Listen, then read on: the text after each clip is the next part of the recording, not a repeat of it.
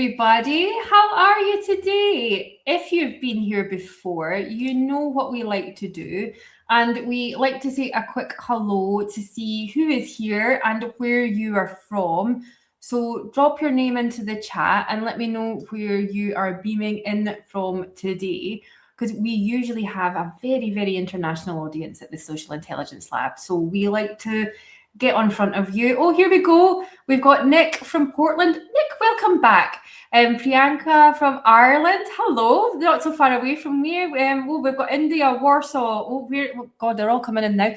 More people from Portland. Hello. Nick, Dylan, do you know each other? Maybe you should connect. Portland's probably a very large place, and I do not know. I do apologize, but maybe you can meet each other and say hi if you don't know each other properly. We've got Jamie from Kent. We've got Dallas, Texas in the house. We've got Eric. Eric, it's been a long time. Welcome. Hello. We've got Long Island. We've got Test. Oh, who's Test? I'm not enjoying that. Please let us know who you are. And then we've got Sabine from London. Hello, Sabine. So welcome, everybody. I know there's more people there because I can see the numbers. So it is okay. But maybe you can chat to us through the presentation that we have for you today. Now, this is a very exciting one. Olivia's here from NYC. Hi, Olivia. Nice to see you. There's so many familiar names. This is great. So welcome. We are going to be decoding the World Cup campaign performance today. I was just saying to Anna and Kate in the background that this has been a great topic, because not only do they have something that's current, that's kind of been in the news and in the press, we're also looking at a specific use case, which is campaign performance, and we have a new framework. So we've got a triple header here. So there's a lot of insight that is about to happen for you. But let me get out all of this housekeeping stuff, because we need to do it. You already know who I am. I don't think that there's a name in there that I do not already know. So hello, thank you for coming. I'm Dr. Gillian Ney, and I am the founder of the Social Intelligence Lab. So our housekeeping, as always, the session is being recorded. With this new webinar platform that we use, it takes us 24 hours after the session's finished for you to receive the recording. So you'll receive it tomorrow afternoon or morning, or wherever it is you are in the world, I should say. So it'll be slightly edited and then shared out to you. Give it a watch back, share it to your colleagues if you think that they're going to find it interesting too. I always say that if you watch it back, there's always something that you missed the first time around because you've been chatting with people and thinking about things. So it's always worth a try. I watch back. You've already found the chat, so you can get your questions and your comments ready, and we highly encourage you to talk to each other, because this is your 45 minutes together too. But if the chat gets really busy, which it can do, there is a Q&A functionality. So that Q&A functionality pops to me in the studio, and I'll be able to pick that up when I come towards the end of the session today. In case of any technical issues, please stay on the line. We've been on the line with each other for ages and we've not had any tech issues. So I am not expecting any of that. And then the final one that is not on here is, please do not share any kind of sell anything, any products or services, because the comment will be removed, and you may also be removed from the feed as well. We don't like doing that. Okay, you know who we are. You wouldn't be here if we didn't, I would imagine, so we can just gloss over the top of that. But let me tell you a little bit more about our partners that we have coming with us today. So we are today's webinar is with YouScan. Now, if you don't already know who they are, then have you not looked at our directory? But they are an AI-powered social listening platform for global brands and agencies. Then they equip marketing teams with real-time insights from millions of online conversations. They also have AI-driven visual and text analysis, and they can turn social data into actionable intelligence that shapes better marketing decisions. So they are going to be going along and sharing more about how we can analyze campaign performance. But I am going to stop talking and I'm going to welcome our amazing speakers in. Anna, you are up first on my list here. Hey, Anna, how are you doing? Hey everyone. I'm good, thank you. How are you doing? Yeah, I'm great. I'm really looking forward to this because I've not had a sneak peek at this one, but it's going to be great to learn more about the work that you're doing with Kay, who I am just about to bring on. Hi, Kay. Hi. Hi, welcome. Thank you so much. I am going to hand over to both of you to do a quick introduction. I'll be here in the background. I will remove my slides and I'll bring your ones up, Kate. But have a great session, and I'm here if you should need anything. Thank you. Yeah, so hey everyone. We are super happy that you are joining our session today. I'm Anna, marketing director at YouScan. And for those who don't know YouScan yet, we are a social listening platform, and we do collect and analyze mentions from various sources, social networks, forums, blogs, review sites, and many more. We do have comprehensive coverage for many sources and also languages, geography. And yeah, one of the most important differentiator for us is that YouScan collects and analyzes not just textual data, but also visual, and it analyzes audience characteristics. So it's super convenient and easy for brands and agency to see how actually people interact with brands and products, and it helps them sharpen their strategies. And yeah, I'm excited to share the stage today with Kay Jansen, senior social media analyst at Intelligence. And yeah, over to Kay for the intro. Thanks, Anna. I am very excited to be here today. As she said, my name is Kay Jansen. You can also call me KJ. And I am very excited to be here because this is kind of a full circle moment for me and for our team here at Intelligence. Intelligence is a full service analytical and agency. We focus on contextual insights, and we were actually introduced to YouScan through the Social Intelligence Lab. So Jillian, that directory does in fact work, and so it's great to be here and to be presenting our case studies and our research that we've partnered with YouScan to the Social Intelligence Lab and to everybody here to kind of show you what we've been building together. So I'm really excited to show you all this work. I have a long history working in social and social analytics. This is particular topic for me is actually very relevant because I worked with Nike on the 2024 World Cup for the women, repping my women's World Cup jersey here. So I'm excited to go through the data today. Right. Great. Yeah, and actually, before we start, I have a question to you, Kay. What is the idea of this analysis, and why did you decide to bring this topic? Why is it important? Yeah. So, I think with topics like this, when it comes into these large scale conversations, these large brands, global brands such as, World Cup, FIFA, Nike, things like that, there are a lot of different angles and different avenues of conversation, that can be had.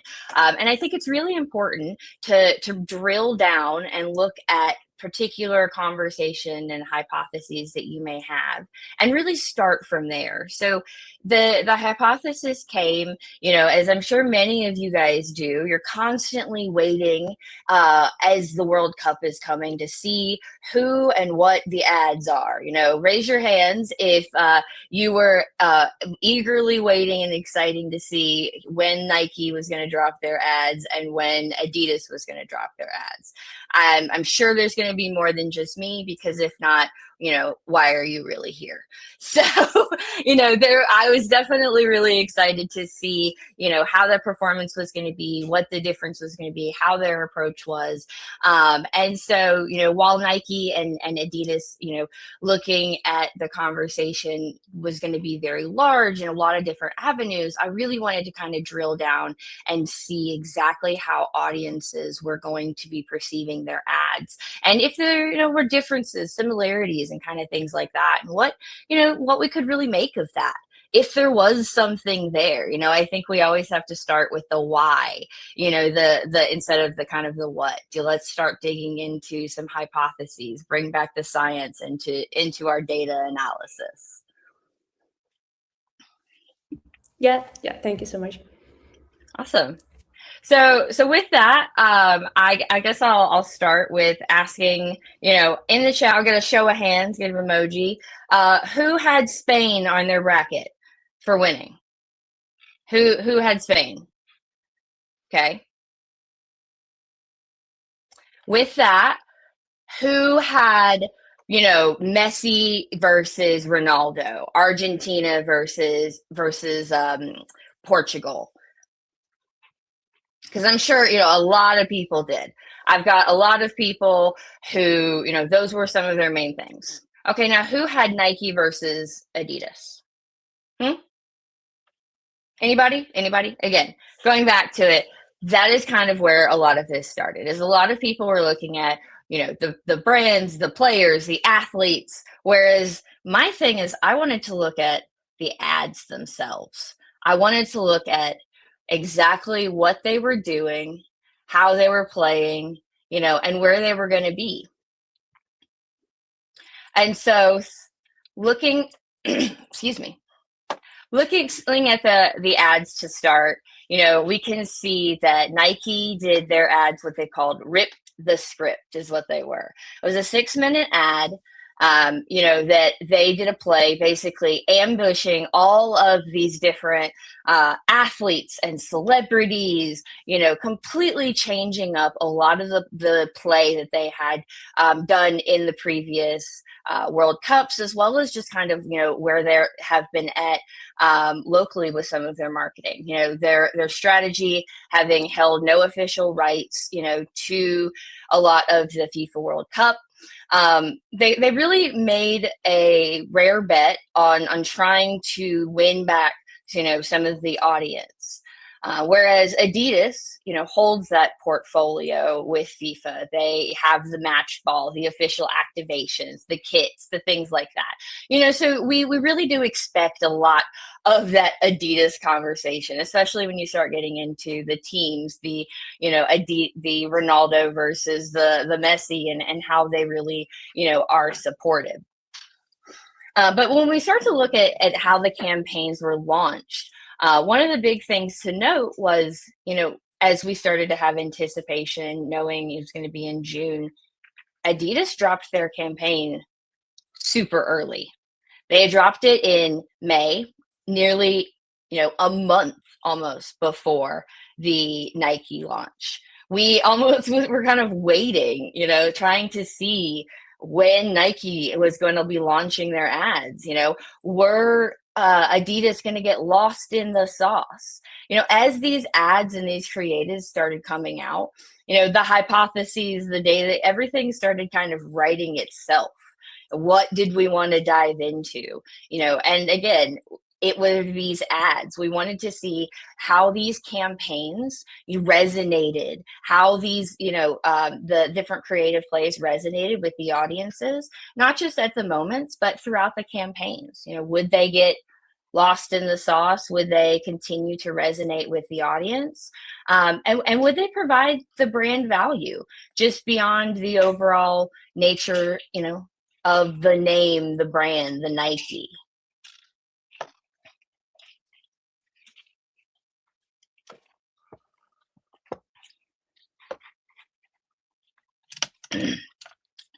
So what we did, like I said, is we measured using our lovely partner. First thing I did was I went to our partner, YouScan, and I started going, okay, how are we going to take, these questions, these hypotheses, and really kind of turn them into something?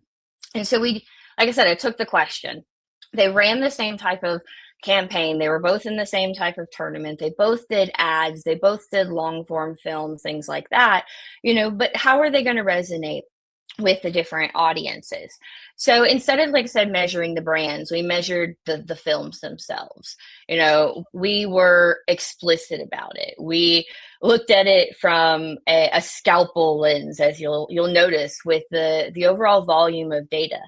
As I'm sure you're used to seeing with things like Nike, Adidas, Puma, these large brands, you're going to look in the hundreds of thousands, millions, of topic points for conversation. And that's a lot of the times when things can again, really get lost. And you start to make decisions based off of what is the largest amount of conversation, what is the smallest amount of conversation, and kind of a little bit in between. And for the longest time, that's really what we have been reporting on. And I think it's time, and we at Telligence, as well as at YouScan, think it's time to really change that, to really like dig in to find out what are those nuggets that we can bring forth to, future campaigns, that we can really understand about, the audience and how things really resonate. It's not always just revenue, it's share of voice, market share, and demand. There's a lot of things that are really involved. So we really focused the query creation on, as you can see, a little bit of a compound complex situation here. Nothing that YouScan can't handle. Don't know if you haven't used it, but I will plug it and highlight. They have a wonderful query assist tool. Having used a lot of different tools, from Meltwater to Brandwatch to Talkwalker to gems I've created myself and things like that. I will say that this their tool is amazing. It's really helpful at being able to, give those specific questions that you're looking for, give it those particular prompts, letting it know, here are the athletes that are involved. We give it the different ad names, as you can see, things like that. And it's able to help, jumpstart what is a very complex query and help us to really dive down and get into this conversation. So I use that tool along with the text insights and the visual insights to really go from millions of mentions to just the ones that matter here. Yeah, I just want to add a small comment here that it's a true art to be able to sort out, to filter out all the noise, especially in a situation when such big brands in such a context are mentioned. Yeah.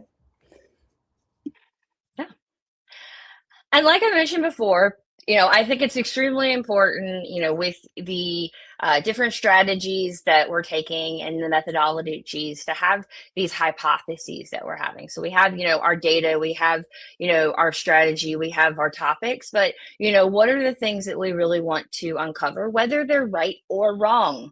Hypothesis can always be wrong. We're always trying to check these things. It's less about validation. For the longest time, validate this, validate that. And unfortunately, that can really just lead to a lot of confirmation bias. And we're really seeing that in the industry right now. Social listening is a methodology for, gaining social intelligence and consumer insights. It's not a, magic 8-ball. And, you don't always want it to tell you what you want it to hear. So we went into these kind of, with these suspicions, trying to see, could Nike beat the official sponsorship with no share of voice? Could they kind of have that comeback that they haven't previously had? Would Adidas really just, win out?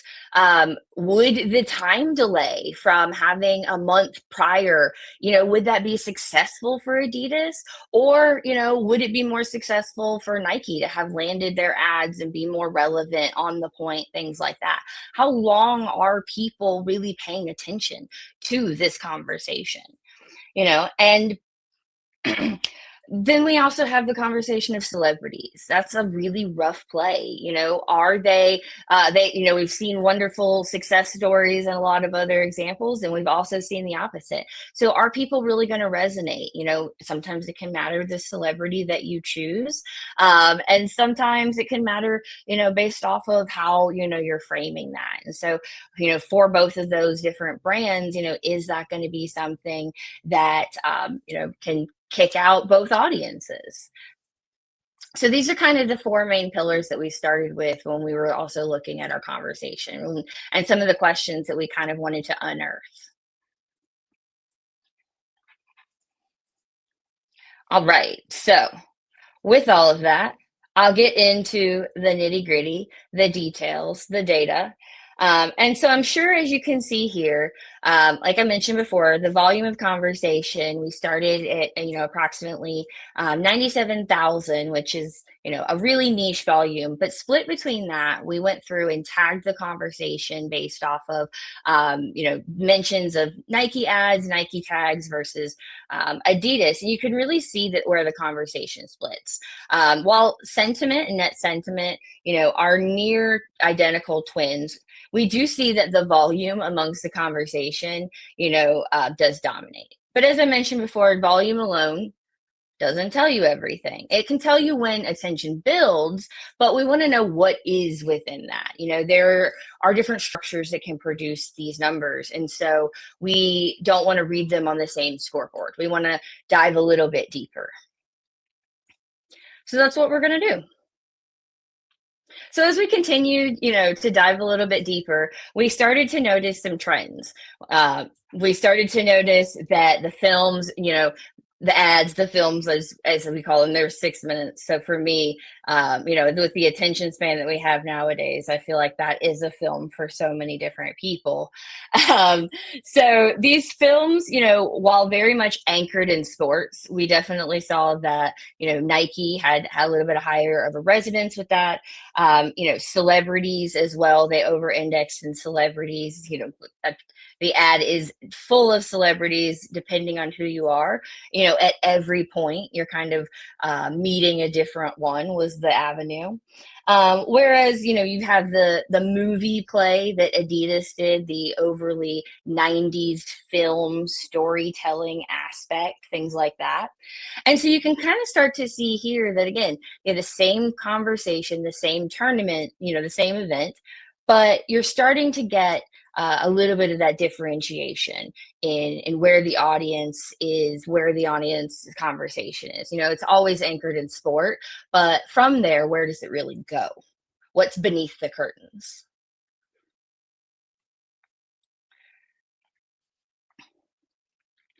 And as I mentioned here, like I said, Nike claiming 72% of the conversation, given that, among these two ads, they didn't necessarily have as many of the rights, is great. It's a huge win for them being able to kind of come away from the ad and say, did this land with people? Were they actually talking about it? Did they enjoy it? Things like that. Whereas we really saw, as you'll see, the Adidas conversation just kind of, flattened and flattered. You'll see here, again, let's dive one level deeper because context matters. And this is all about how, we continue to use both our data partners as well as, just being our team here of analysts to dive even deeper into the conversation to further understand and unearth those little nuggets, because it's not all just World Cup. It's not all just celebrities. It's not all fun too. So when we kind of go down deeper into our themes and our conversations, we start to see on the Nike side, people talking even about Ronaldo's GOAT status on that side. We've got people, the ad wars, the unscripted culture, whether or not that worked. That was one of their biggest plays. And a lot of people ended up, kind of talking about how they ripped the script. They went off the cuff. It was more of this spectacle in a lot of ways. But from that same side, you see that there was a lot of disappointment also from the Adidas side. People were kind of expecting a little bit more. There was a little bit of that demand for the sequel, artistic excellence and things like that. But whether or not, the ad landed for them, had kind of yet to be seen.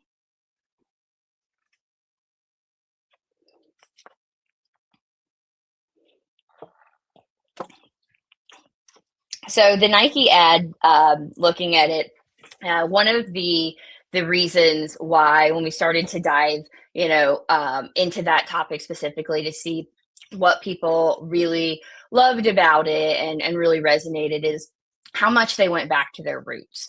Nike has been changing their game back and forth. They've had a lot of strategies over the last 5 years alone, and their marketing, and audience has really reflected that. People have been asking them, oh, this isn't the Nike I know, this isn't, the Nike I love, things like that. And so what we saw is that they're really bringing back this, chaotic, anti-brand, corporate, we are scrappy, but we're a big brand type of mentality and audience. And so what they had that Avengers-led style creative. And, people really started to respond to that. There were, numerous comments, people say how much they felt that they were back, that the ad really cooked, as the young people say these days.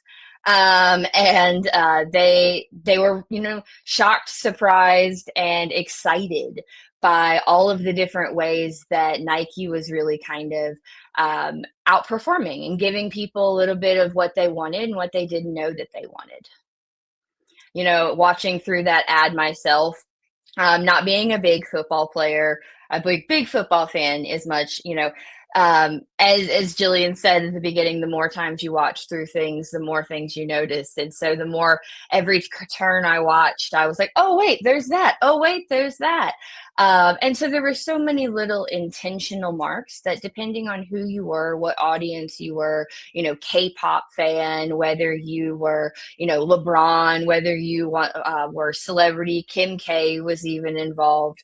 There was a little bit of that for everyone, but the way in which it was portrayed, really made it feel as if, it was a lot more intentional and authentic, instead of just kind of shoving a bunch of celebrities in your face, which can really be the worry. And that was some of my concern when they announced how many people were going to be involved in the campaign.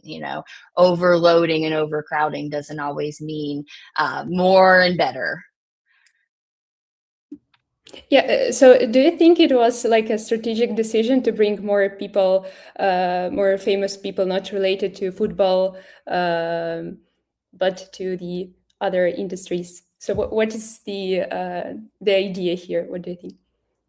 Yeah, I absolutely think the idea was to bring in the non-football audience as well. We have to remember that the World Cup was hosted in the Americas this year. So we've got to, have that Western audience. We're not typically the biggest football fans as opposed to some of the other countries.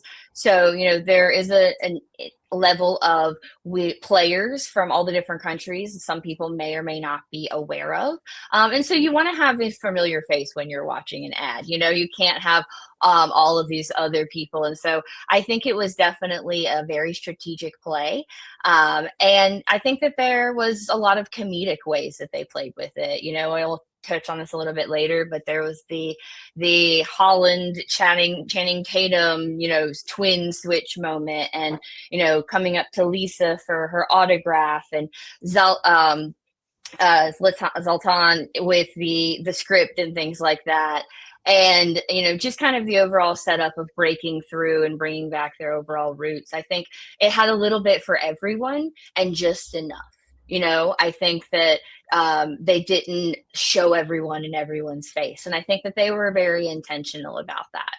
And I think that it definitely played off this time.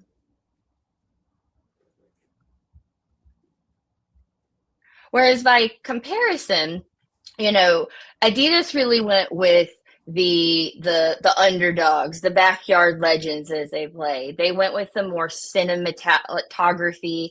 They brought in Timothée Chalamet, who's been in a lot of recent movies, to bring in a lot of his audience. They made him the central narrator, and had it run through with a central theme, things like that. And it really did, resonate with a lot of people. I enjoyed it a lot. It was a cinematic masterpiece, as a lot of people, really talked about it. But as I mentioned before, the conversation started in early May. And as you might remember, the events launched between June and July. And so what we see is that the conversation, spiked when the launch went. Everyone popped off. They loved it. But as we got closer towards the actual event, less and less people actually remembered or resonated or spoke about these ads themselves. The conversation really shifted for Adidas towards, the players, towards the kits, the conversations, things like that, which are all very relevant, for different verticals, different strategic avenues. But as far as like, the conversation around this creative, it kind of dropped off. It really got forgotten.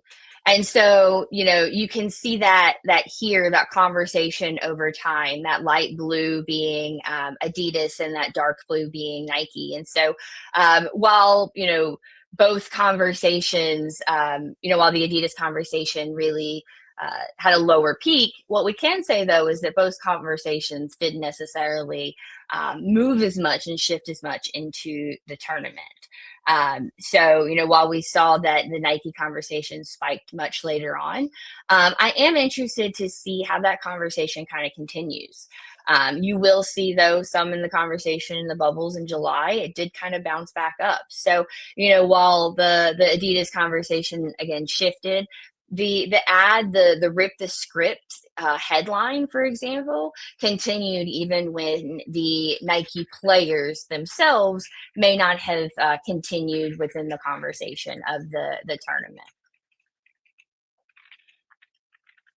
So again, we looking back to our hypothesis on, whether the conversation was going to decay, whether it was valuable play to have launched the conversation early. I personally don't necessarily think it was. I think that Adidas launching the conversation much earlier led to a little bit of the lackluster enthusiasm and the lack of continuation of this particular campaign. I think that, had they may have done it, in a different avenue, different timings and things like that, and with particularly, other combinations with players or activations, we could have seen this conversation have flipped. So.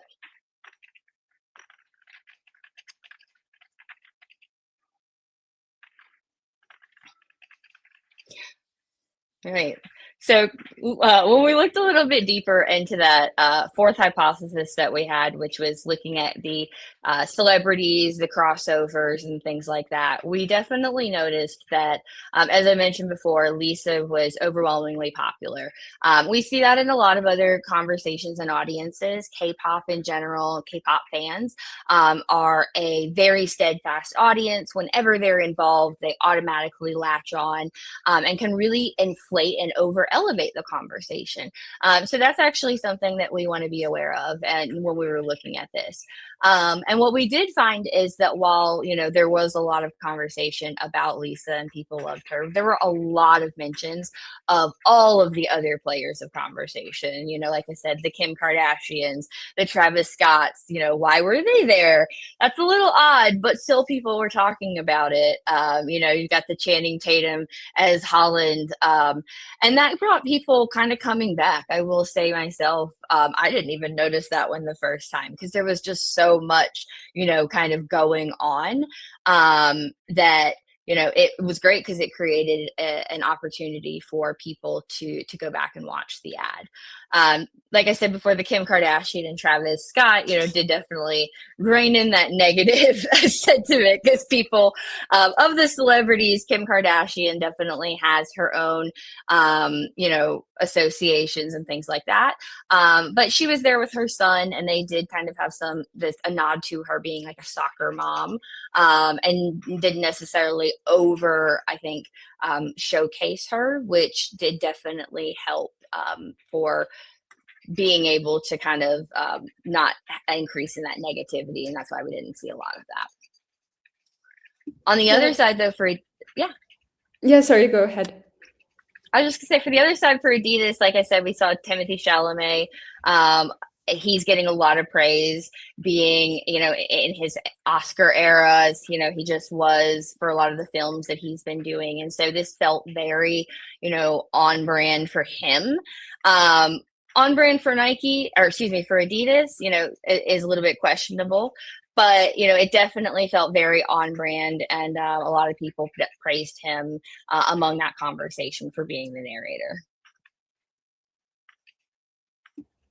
Yeah, I wanted to add that it's interesting to see how different celebrities, how they perceived differently with different audiences, and it actually, I'd say, it's powers the campaign. So when everything is just in positive, it's like one-sided a bit, I'd say. But when there are some negative chatter as well, it can boost the performance and visibility of the campaign. So it's not bad that some mentions are in a negative connotation. Yeah.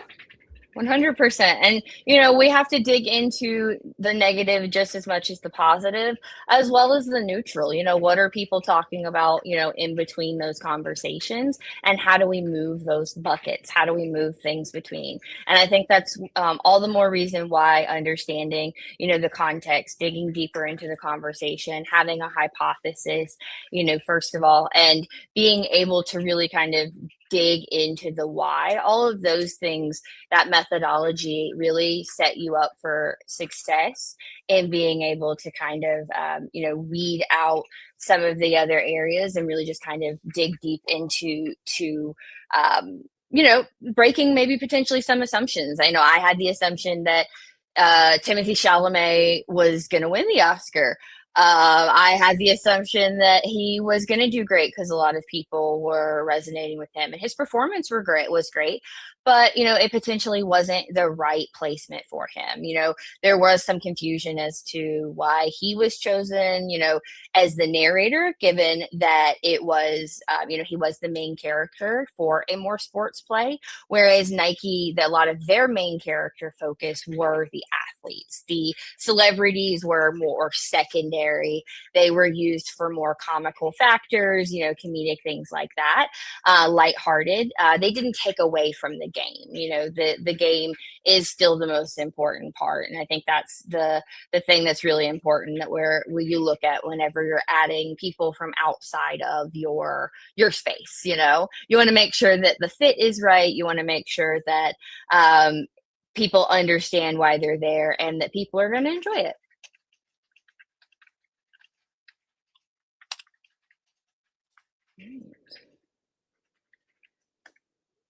So yeah, just kind of wrapping up here when we look at like the two different conversations. Like I said, there were two different structures of conversation, two different ads, same tournament, but they brought about two different types of value when we really start to drive down into it. Nike really brought that cultural visibility. They really started to gain a lot of more of the conversation, the natural conversation with people without necessarily having to buy into it. They had this Avengers style entertainment event that really kept the eyes going, which, as I said, is a really hard thing to do. And so it went from, mainstream through fandoms, and it really brought a lot of people together. There were a lot of questions, as I'm sure everybody is getting these days, about AI suspicions, the use of AI, and we got that both across the board. But beyond that, it really landed with the audience being able to have that culture. Whereas with Adidas, we really saw that they brought that credibility. They stuck to their guns. They landed with their audience. They had a positive sentiment. There was definitely that part two demand. Like I said, people viewed it more as a film. And I think that's that element that Timothée Chalamet really brought to that. Less of an ad, more of a film.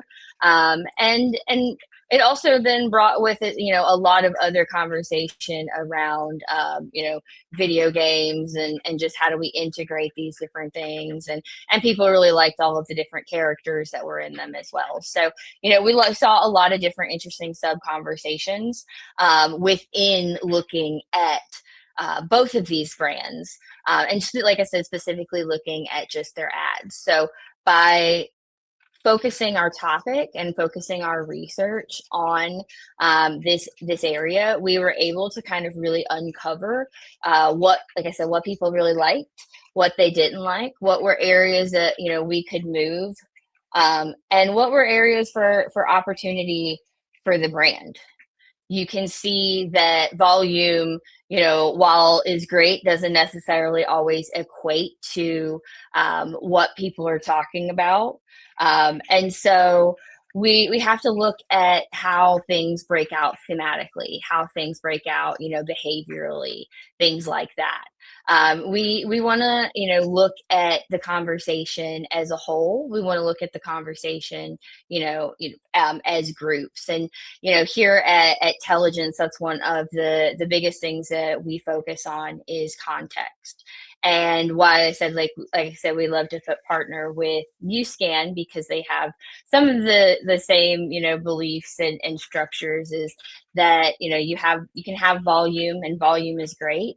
But when it comes down to what you're looking for the win, it's how attention converts into, those conversations, how long it survives after the moment passes, how things move, and how insights and themes are really carried throughout the stories. So being able to uncover all of those things and pull back all of the layers of this conversation has been really insightful, extremely fun, and excuse me, it really kind of, again, poses the questions of what, like, who purchases, who wins, who is involved in the game isn't, necessarily always the question that you have to ask yourself. It's kind of what are each brands doing? What are they really talking about, and who are they talking to at the end of the day?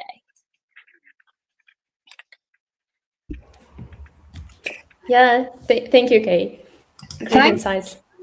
Thank you. That was amazing. We do have some time for questions, and we do have some questions that have come in. So I'm going to get kick-started on them. But thank you so much for being so thorough as well, Kay. It's really great to see how a practitioner is beginning to use the data and build this and being able to use it for a specific use case. I am conscious of the time though, so I'm trying, but let me get to the questions. If anyone else has a question, pop it in the chat and we should have some time to get through them. But Eric is saying, fascinating, what languages and geography was covered? This was global in all languages. So we look at a variety, like all languages covered. And then we also use a proprietary LLM model here with Telligence to understand and contextualize up to 140 languages. So when we process, the conversation, we actually are able to look at all of that. And so we're able to see what people are saying for the K-pop stands and the things like that. So it's great that we're able to unveil all of that conversation. Okay, amazing. Thank you for that. I hope that answers the question.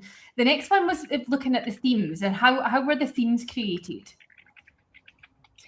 Yeah, so again, we use a proprietary model here at Telligence to break conversation into contextual insights. We use things called theme stories and clusters, and it's based off of grouping conversations. Happy to talk to you more about that, and we recommend you going over to our website, telligence.ai, and we can talk more about that. But we also use a lot of the internal tools in YouScan through their conversational insights to determine subject-object orientation, named entities, and trending conversation themes as well. So it's a partnership. Okay, excellent. Can I talk about the partnership for a little bit of a second, and how this works? Because you're using data that you've sourced from YouScan. So are you connecting directly into YouScan? How does that work for people that will be coming to work with you? Yeah, so we have a variety of ways that we can handle that actually. So we have direct connection. We have white glove service if you want to come hang out with me, and I can help you create your queries, your conversations, your briefs, your topics. Come with your whys, your whats, your hows, things like that. And we like to turn those into wonderful reports that can answer all of those different questions, using YouScan as a partner for the data, and then being able to pull that data, or if you have your own data that you've pulled from YouScan, then you can use that, and we're able to help you to provide that through, like, again, that contextual lens, because everything, you have to look at it as relative to itself. Everything lives in its own ecosystem, and so when we're looking at our data, we need to kind of remember what's going on, but also remember what it is within what we're looking at. And so yeah. Excellent. No, I'm very, very, very glad that you said that, Kay, because we're always banging on about the technology doesn't make the insight. It's that, like, the human context is what is required to be able to do all of that. It's generally called interpretation, but I've started to call it meaning making because it fit in within a framework that I was working on at the time. So it's the same thing, but I think we're very much aligned, I would say. And Anna, what a fantastic partner to be able to see how all of this has been able to, like, the YouScan data has been turned into even more context. Sure. Yeah. Amazing. Any final questions before we head off then? There's been a good bit of conversation going on about Timothy Shamley that's been in the chat as you've been going along, which has been interesting. The star of the session. I mean, he put on a great show. I highly recommend everybody going back and taking a look at the ads. Let me know what everyone thinks. I'm happy to connect afterwards and hear all of your loves of Timothy Chalamet, or what you thought, what you didn't, things like that. I think that context matters. So the way that I developed this hypothesis and we came about this project, was of this particular area looking at this, but there were a lot of different avenues among these two brands that you could have looked at and been able to unearth. So, rather than looking at millions of data points of conversation, let's make sense of, the data points that we can capture and that we're confident in capturing. Amazing. Thank you. This has been great. I agree. I have forgotten to do something as well. Now, for everybody who is still on, we still have most people, so thank you very much for staying. This has been great. Like, I can't thank you both enough. It's been a really, really great session. But I want to pop something up onto the screen for everybody just now, because this also relates to our wonderful partners, YouScan. For the past few years, we have been running a social listening query writing competition, and it is back for 2026. Kay, we would love for you to get involved too. So we have a brief for you. It is not a traditional brand brief. It is slightly more complex than that. So if you want to be able to challenge your query writing skills, and I know that some of you might be in the chat saying, oh, but we're just going to prompt from now on, or that all of this is changing and it's going to be prompt. No. The queries are still very, very, very important, and that will continue to be the case. So refining your skills in this area is extremely important, which is one of the reasons why we run this competition each year. This year, if you have taken it in the past, it's been super complicated, but this year it is not as complicated. We're not going to ask you about AI things in a very, very very niche topic. It's something that will be in your pocket. Then that is the only hint that I'm allowed to give you right now, but it is a very good one, and it is a mass behavior change across the globe as well. I think last year we did PLP ones, we've done AI, so this one, it is a massive behavior change across the globe, one that I am very, very, very fond of, I have to say. So get your registrations in for that. We will be starting in the next couple of weeks. So we've got a bit of a registration period, and then the competition period kicks off. You can win tickets to Observe Summit, or you can get a free SI Lab community membership for a year. The choice is yours, because we know that some of you might not be able to travel to Paris for Observe in November. So get your names in. and then hopefully we will see you inside the competition and we'll be able to crown our winner. The other thing that I should say is the next session that we are running, at the Social Intelligence Lab will be when the chat becomes a signal, understanding audiences in real time, which is actually a great build on from this session. So if you fancy joining us for that as well, you can go ahead and register there. But ladies, thank you so much. This has been a really amazing session. Kay, you are welcome back anytime. And Anna, you always have a standing with us.